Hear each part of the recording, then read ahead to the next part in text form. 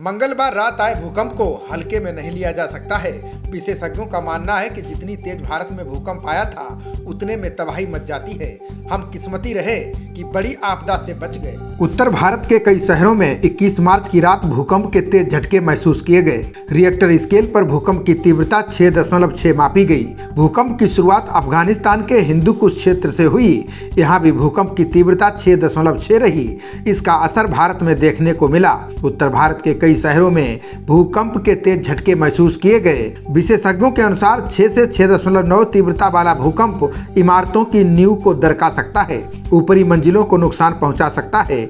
राहत की बात यह रही कि भारत में कहीं से भी किसी तरह के नुकसान की सूचना नहीं मिली। दिल्ली एनसीआर के लोगों के लिए मंगलवार रात काफी डरावनी रही। भूकंप के झटकों को महसूस करने के बाद पूरी रात लोग डर के साए में रहे।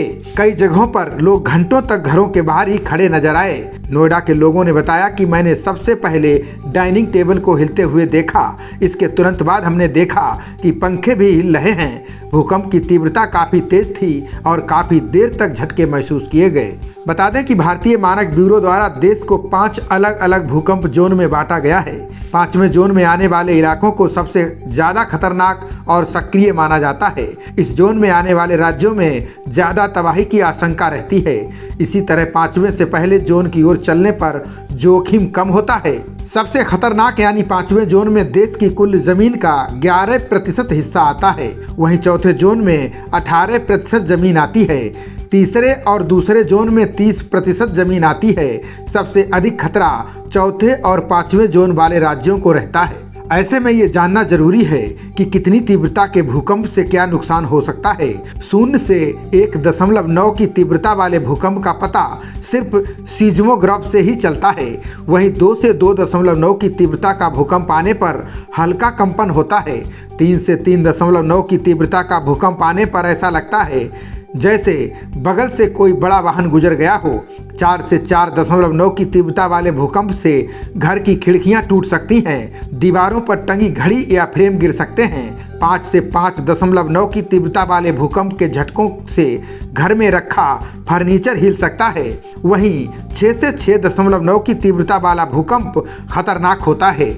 इससे इमारतों की नींव दरक सकती है और ऊपरी मंजिलों को नुकसान पहुंच सकता है।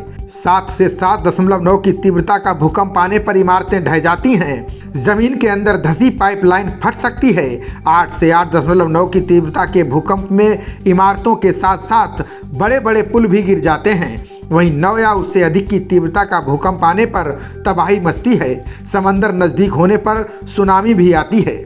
अब सवाल उठता है कि इतनी तीव्रता होने के बाद भी भारत में नुकसान क्यों नहीं हुआ। इसका जवाब है कि भारत हिमालयी जोन में आता है। वहीं जहां ये भूकंप आया वो अफगानी हिंदूकुश क्षेत्र में आया। अगर 5 तीव्रता का भूकंप हिमालयी जोन में आता तो दिल्ली हिलने लगेगी। खबरों का सिलसिला जारी रहेगा। देखते रहिए जनप्रवाद। नमस्कार।